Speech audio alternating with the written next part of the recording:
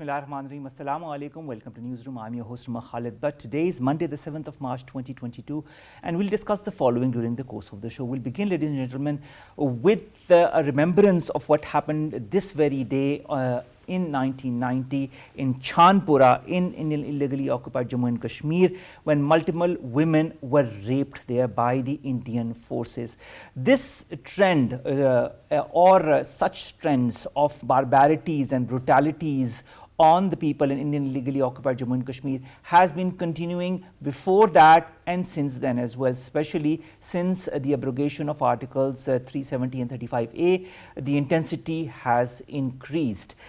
Indian brutalities that are not being subjected to any kind of pressure by the West.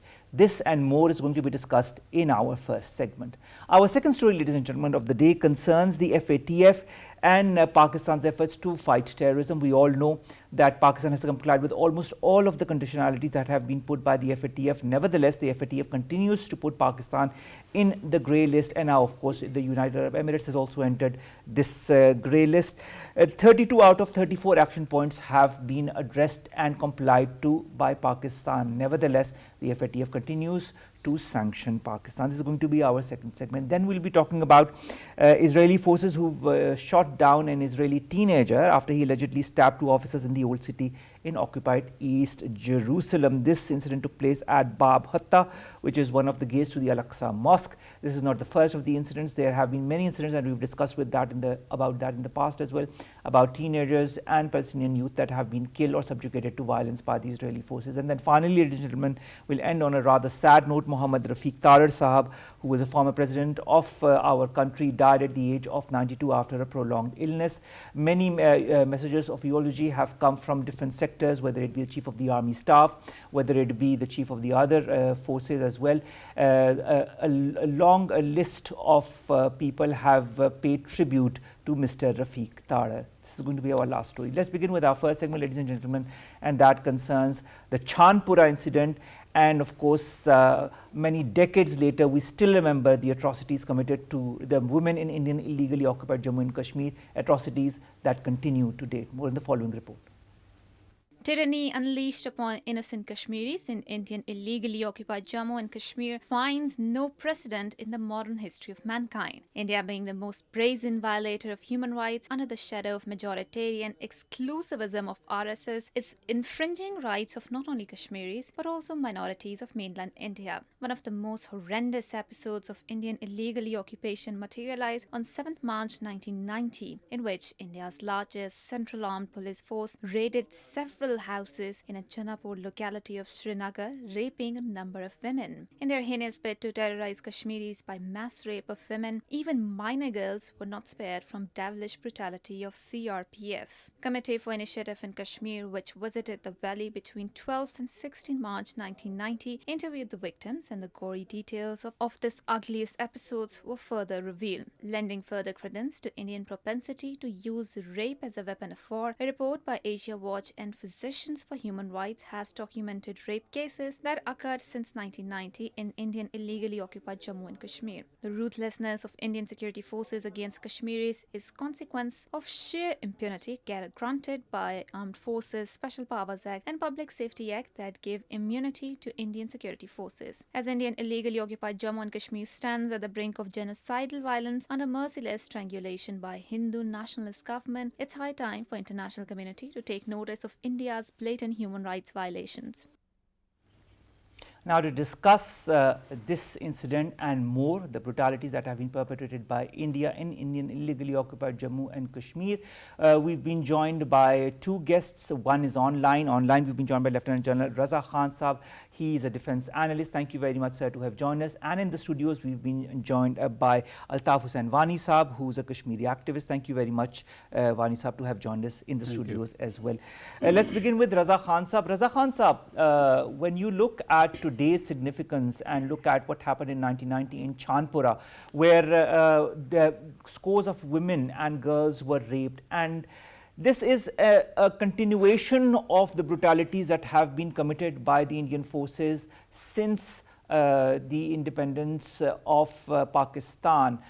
When the people of Indian illegally occupied Jammu and Kashmir asked for their due rights to self-determination, they are to date denied that right, and of course the barbarities continue. What would you like to give as a message to the international community?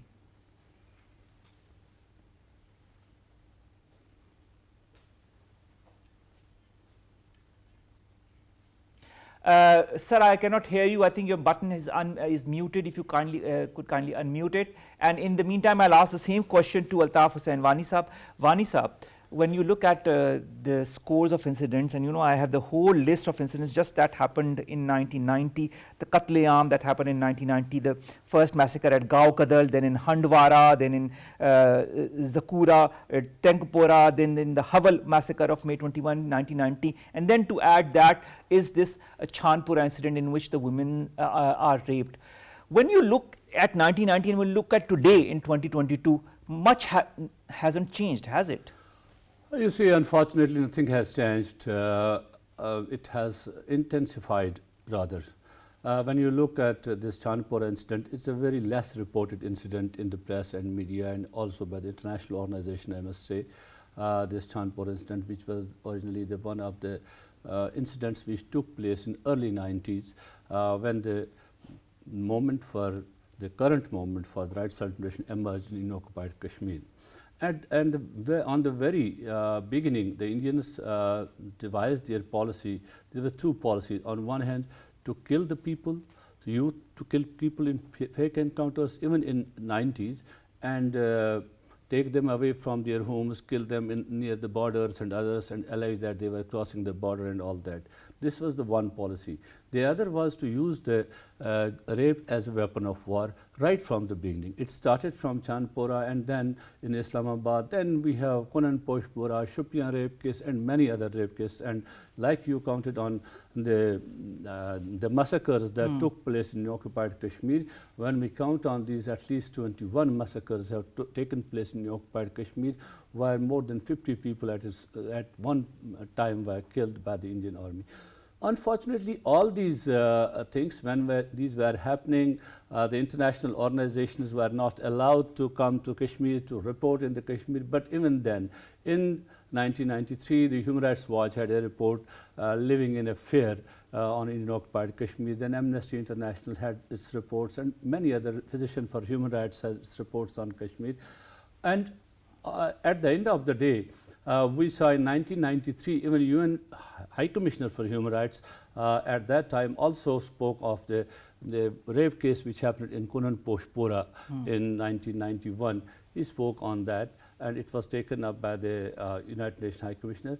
But we see till date no reparation or no justice has been provided to the victims, or none of the perpetrators had been brought to justice in the Indian-occupied Kashmir, be that those involved in the enforced disappearance of Kashmiri youth, be those who burned the houses of the Kashmiris, be those who raped the women in Kashmir, be those who targeted the youth of Kashmir, be those who tortured the people inside the prisons in different jails, but none of the perpetrators was brought to justice. It was all because of India had, in the beginning of 90s, they enacted the Armed Forces Special Power Act, which was actually enacted in the Seven Sisters, which we call in the northeastern states of India, Mizoram, Agartala, and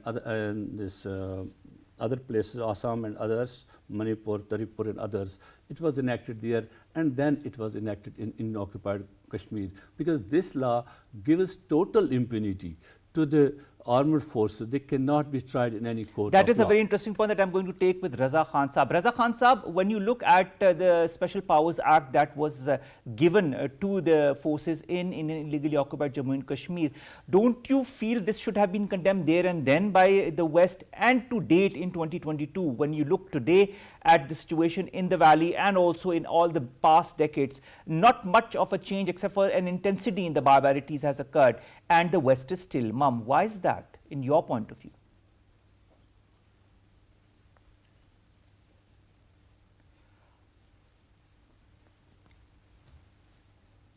All right, there seems to be an issue with the audio signal due to which we can't hear Raza Khan Saab. Nevertheless, we'll continue our discussion.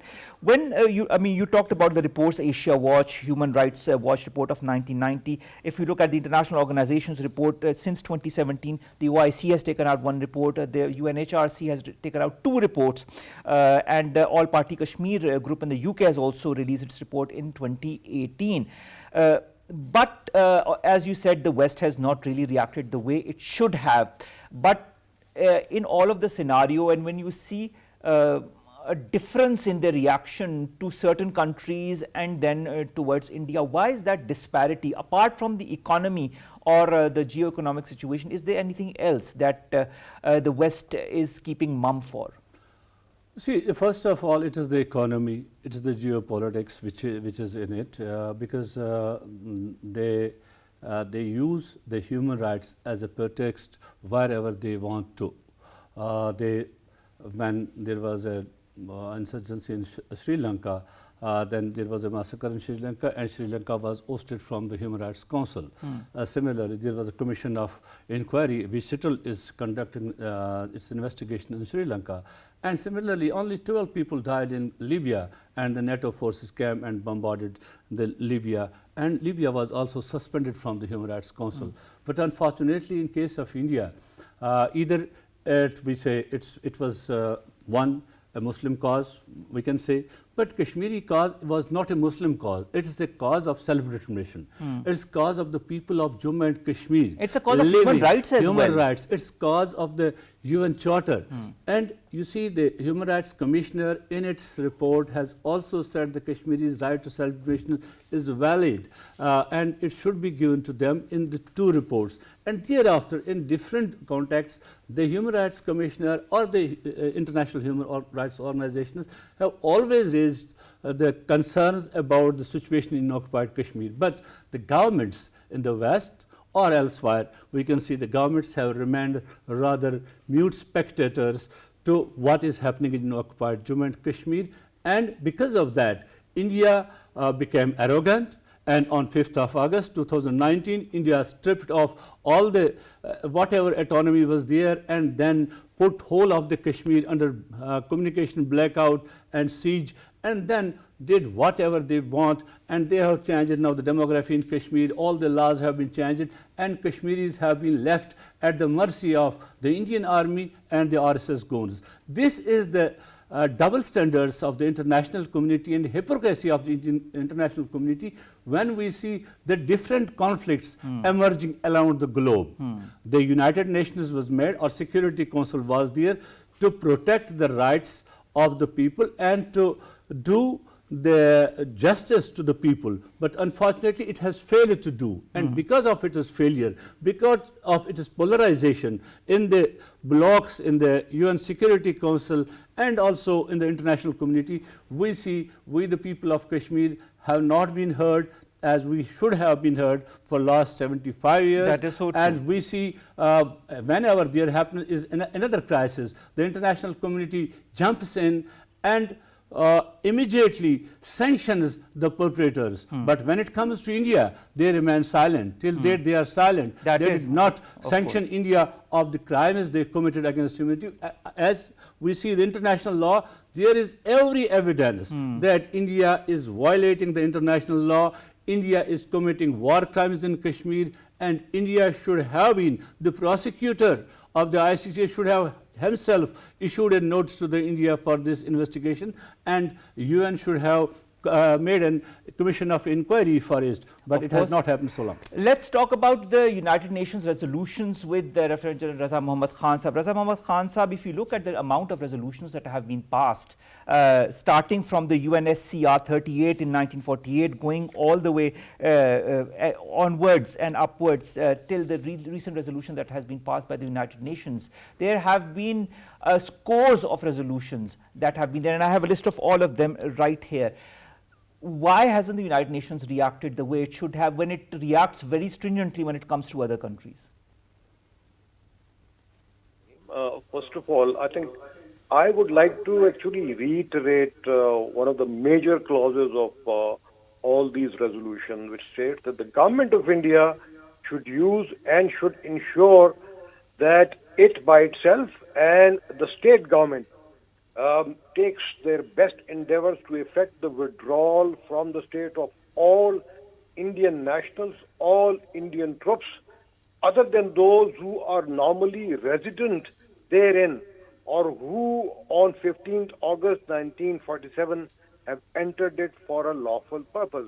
That is actually the first step which the Indian government should have taken and thereafter reported to the plebiscite commissioner. And they were supposed to keep a minimum presence of the Indian troops there with the permission of the plebiscite commission. But I think they they have refused all those actions, and the United Nations Security Council has been quiet on that. But irrespective of that, I think whatever India has been doing in the past, this has underscored Kashmir as a serious dispute among three nuclear neighbors with global and regional implications. It has also evinced a sense of bitterness, injustice, total disillusionments, and humiliations among the Kashmiris all over the world, across the political divide, particularly those who are residing inside the illegally Indian-held Kashmir.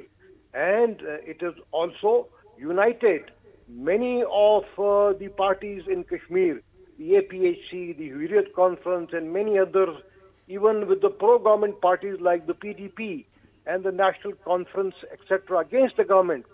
This has further consolidated and fueled the Kashmiri struggle for freedom as never before. And as it violates India's own constitution, I'm talking of the decisions taken by them, in August of 2019. The decision has further complicated the issue for everyone. And additionally, by making Kargil as part of Ladakh, it has put over 78% of the Muslim population in the Kargil sub-region to a major disadvantages, as previously they looked towards the Kashmir Valley for their political and social empowerment. This has already triggered a migration by these people in large quantities, and political engineering has labeled India from an administrator to a colonizer of Kashmir all over the world. That is so true. That is so true, Lieutenant General Saab. Kindly stay on line with us. We've also been joined by Mashaal Hussain Malick Sahiba, who is herself a Kashmiri activist. Mashaal Sahiba, thank you very much to have joined us. Today, we are talking about the Chanapora incident that happened on this very day in 1990, where scores of women were raped. When we talk of rapes, ma'am, this is something that has been continuing since then and even before that. Why, in your point of view, and I'd like to know, because you are a woman yourself and have been talking for the rights of women in illegally occupied Jammu and Kashmir, have the women never been able to have a sound voice in the region? It's really a tragedy that in any war zone or conflict zone, it is the women, the children that are the most vulnerable. And it is such a world, the only spending conflict in the UN. So we can actually imagine what agony, what pain, and that never-ending sorrow and grief that Kashmiri families go through, and the heavy burden that Kashmiri women have to face, because I go through it all the time. I know what it's like to be practically a single parent when my husband is mostly in jail right now. He's in a death cell. We're not just, women coming out of the rallies.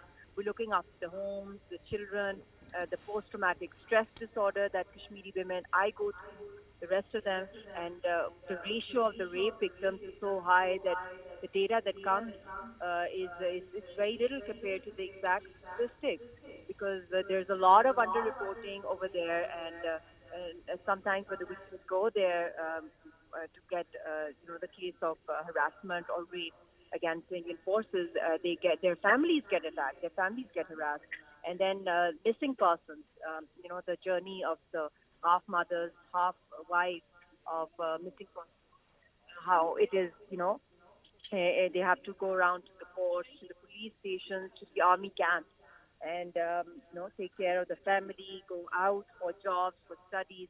So it's an unimaginable, unending trauma that the Kashmiri women go through, where rape is used as a weapon of war, where sexual harassment is happening every day with every Kashmiri woman.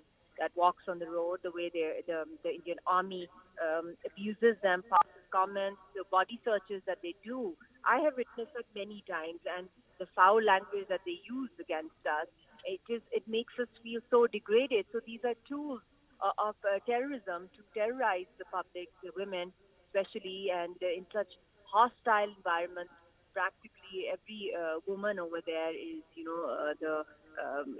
not just a homemaker, but also the bread maker, or the breadwinner, also the family.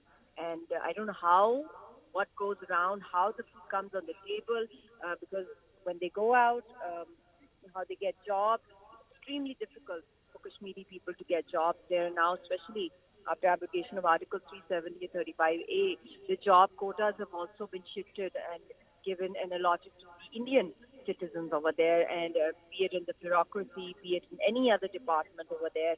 And also the seats of students, educational quota is also being shifted, snatched from the Kashmiris who are the heirs of that land.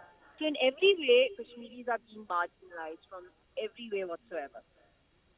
All right, thank you very much, Mashaal Malick Sahaba, to have joined us and to have talked to us about this incident and, of course, the way the women are being brutalized in illegally occupied Jammu and Kashmir, and not just the women, the men and the children as well. Raza Khan Saab, coming back to you, when you look at all the different United Nations laws that have been put into place, the resolutions, when you look at all the different reports that have come emanated from the human rights watchdogs that are there across the world, and we also know, and we've talked about the way there is no response whatsoever. How can the people within the valley kind of do something for their own rights? How can the sane Indians within India maybe do something for their rights? Or maybe the responsibility also lies on other organizations apart from the United Nations. What's your take on that?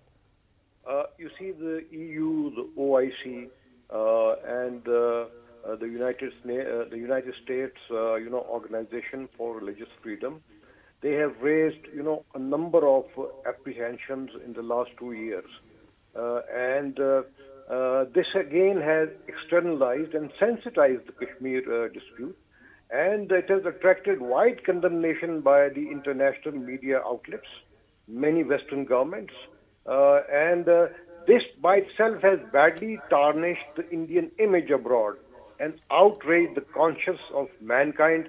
I hope that includes, the conscience of the Indian media and the saner elements inside mainland India. Coming to the people of Kashmir themselves, as I said earlier, they have to unite together. They have to be prepared, for more sort of sacrifices. And only yesterday, when you saw that, there was a blast in Srinagar, in a crowded market in which many Muslims were injured and one Muslim girl was killed.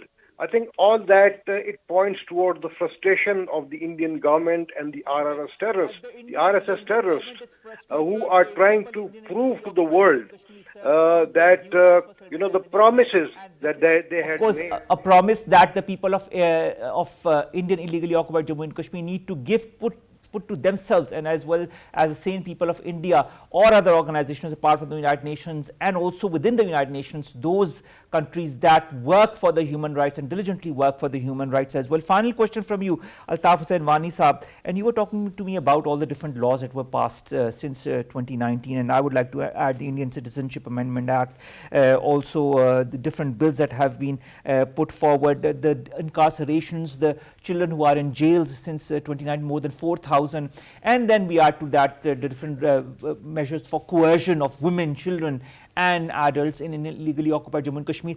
What is the way forward for the region, for the people of that region to get their due right to self-determination? I'd like a short answer to that, sir.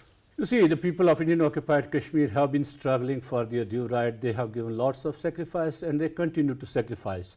But it is the question for the international community, it is the question for the neighboring country, it's the question for the international consciousness, for the policy makers, that how long they will remain silent on these brutalities which India is committing. The Kashmiris are an extinction threat at this time. So if the international community doesn't give its due to the people of Kashmir, I I'm sure that this region will engulf in a war that will take on at the international peace and security, as has been currently doing the Ukraine-Russia crisis. All right, thank you very much to have joined us, Altaf and Wani Sahab as well in the studios. And of course, to have enumerated all the atrocities that the Indian forces and the Indian government has been doing to brutalize the people of Indian illegally occupied Jammu and Kashmir. We all hope, we all pray that some sanity comes to the people in India who are running the government in India, that they kind of at least give the people in illegally occupied Jammu and Kashmir their due right to self-determination and stop these human rights violations that they have been perpetrating since decades. Our next story, ladies and gentlemen, concerns FATF and the fact that Pakistan still remains on the grey list despite having complied with 32 of the 34 conditionalities. More in the following report. Financial Action Task Force plenary meeting took place in Paris from 21st of February till 4th of March 2022. During the plenary session, the watchdog reviewed the progress made by the countries on its grey and black list and accordingly updated them.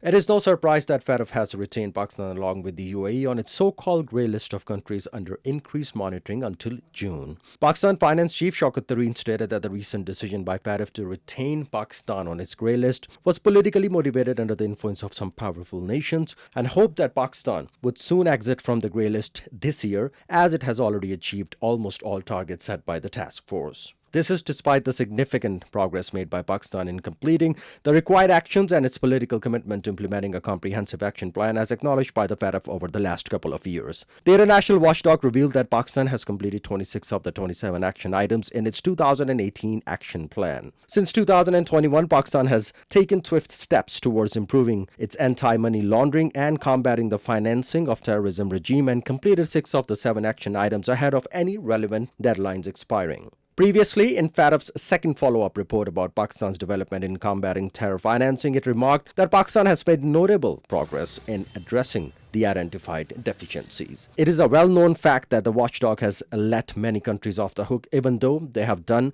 far less to reform their regimes than Pakistan. Yet, Pakistan is being asked for total compliance with the action plan.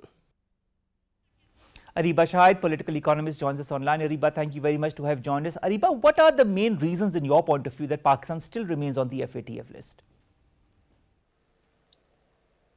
So, as we all know, that Pakistan has completed all of the agenda items except for one, so 26 out of 27.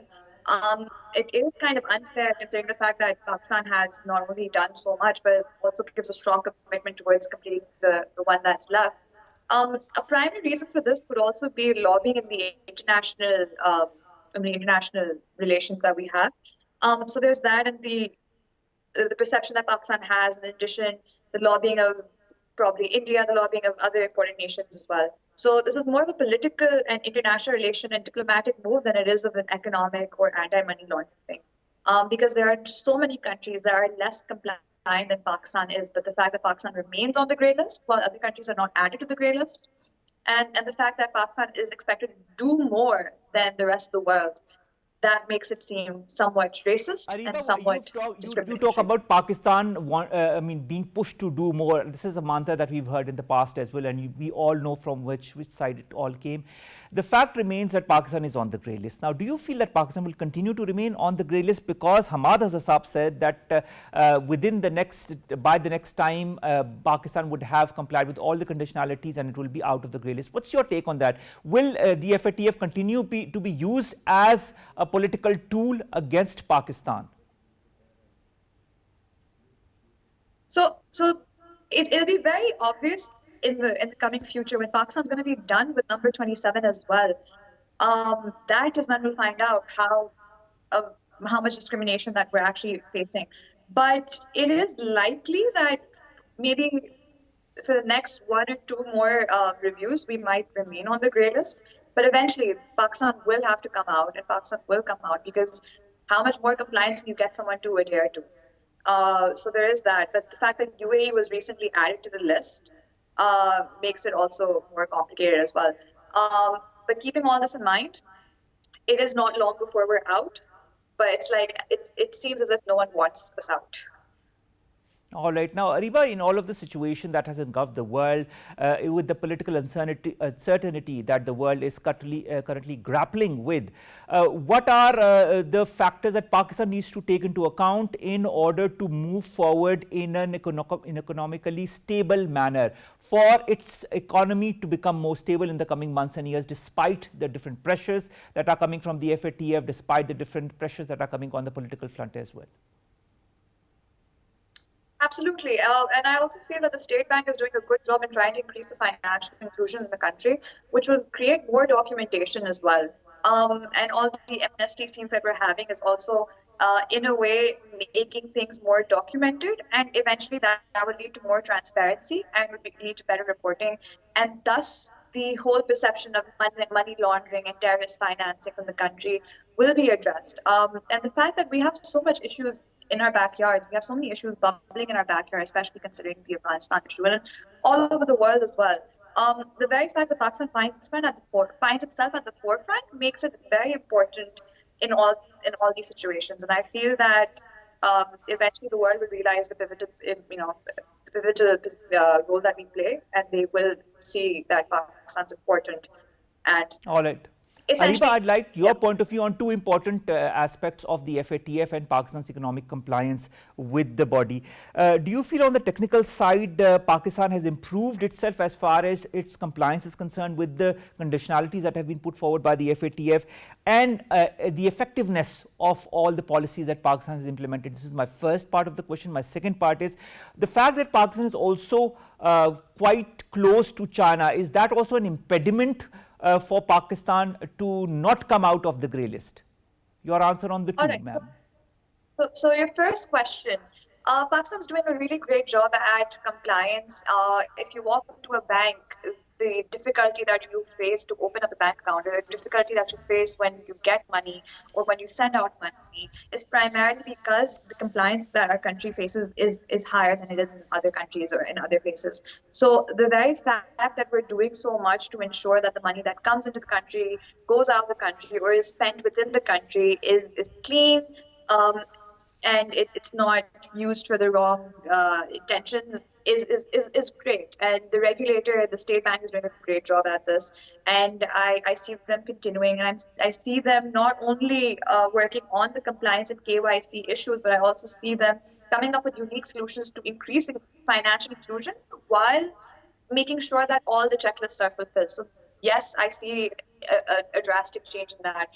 And on the second point, the China-Pakistan relation. The China-Pakistan relation plays a pivotal role in Pakistan remaining in the grey list, because China is not as influential at the FATF as other countries are. And the fact is that the countries that are influential do not really get along with China. So keeping all that in mind, Pakistan's close ties with China and the recent statement that the Prime Minister has made, which is critical of the Western world, is also going to play an important role, because it shows that Pakistan is taking a stance for itself, and we're no longer in the do more state of mind where it's time for the world to do more as well.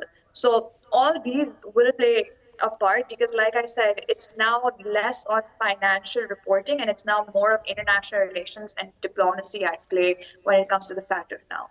All right, Ariba, which brings me to a point you talked about, the influence of some countries. I'd like to refer you to something that the Foreign Office said in a statement on the 19th of February, that is last month. It said that there are issues of politicization by some countries, and that remains a problem as far as Pakistan's inclusion in the grey list is concerned. Will this politicization that the Foreign Office refers to in its media briefing continue to plague Pakistan in the months to come? Yes, it will. Because like I said, the Afghan issue, the Russia visit, the recent statements that we've made, the closeness to China, all these are going to implode and become more and more aggravated as time goes on. So until Pakistan does not develop better relations with the Western world, this will get worse. And that is one reason why we find ourselves in the grey list, for no apparent reason, because you don't need to get 100 marks to pass an exam. Of course. But that, of course, is the benchmark that the FATF has set for Pakistan. Until and unless Pakistan maybe complies with other conditionalities that are not really related to the conditionalities that have been put forward by the FATF. Hamad Azhar Saab says on Saturday that Pakistan's efforts to complete the FATF technical parameters would soon be acknowledged. Do you feel this acknowledgement will come, and for that, what efforts does Pakistan need to make in your point of view? So I like the fact that Hamad Azhar called it acknowledged and not saying that, we will work on it. He's saying that the world will realize that we have worked on it. So I really like that messaging that he's putting forward. And the very fact that this is the type of thing that the government needs to put forward, that we've done our job, you need to acknowledge that we've done our job. So there's that. And the very fact that you've got to, so for doing this, the right messaging basically means more data-driven messaging. So, the government could talk about how financial inclusion has increased, how there is more data on the assets a person has, or more data on the money that person spends.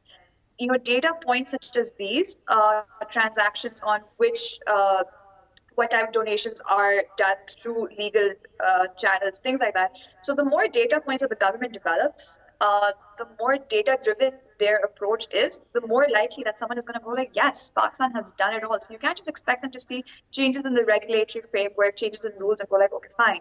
So, you got to show them that this is what we did, the rules that you made us do, and this is the outcome of it. So I think that Pakistan needs to go and use data-driven techniques, analytics, to prove that. And also, again, the language that we used. I think that the bending over backward days are over for Pakistan, and the language and the way that we're communicating, like saying words like the world needs to acknowledge, or saying things like the world needs to do more, is brilliant in terms of the fact that it pushes a narrative that Pakistan's. All right, thank you very much, Ariba, Shahid, to have joined us and to have talked to us about the FATF and the fact that Pakistan continues to remain in the grey list, whether it be due to political pressure, whether it be due to other reasons. Only time will tell. Nevertheless, sources say that Pakistan is going to comply with all the conditionalities and the effectiveness and the compliance of all the points that have been put forward by the FATF by the end of this year or early 2023. Now, let's come to our last two stories, ladies and gentlemen. The first that happened in Israel, where Israeli forces have killed a Palestinian in an alleged stabbing attack. The incident took place at Bob Hatta in one of the gates to the Al-Aqsa Mosque compound. Not the first time that an incident such as this has happened. We have reported many a times in the past as well how teenagers are targeted, how youth are targeted, because these are the youth who are raising a voice against the Israeli atrocities that are being committed in Palestine. And of course, these voices need to be muted so that Israel can continue doing whatever it is in Palestinian authorities unabated. And of course, this happens and this results in the killings, in the incarceration of more and more youth.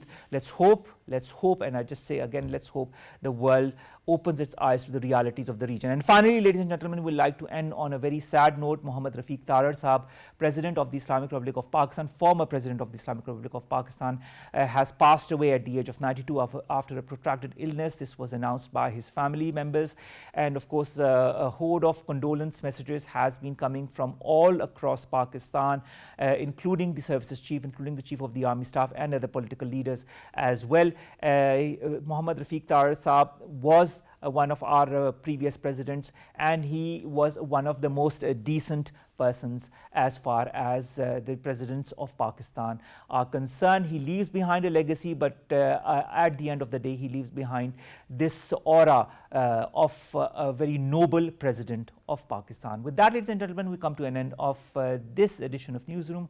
We'll see you inshallah tomorrow with news stories and segments that pertain to us in Pakistan. Stay tuned, stay safe. Allah Hafiz.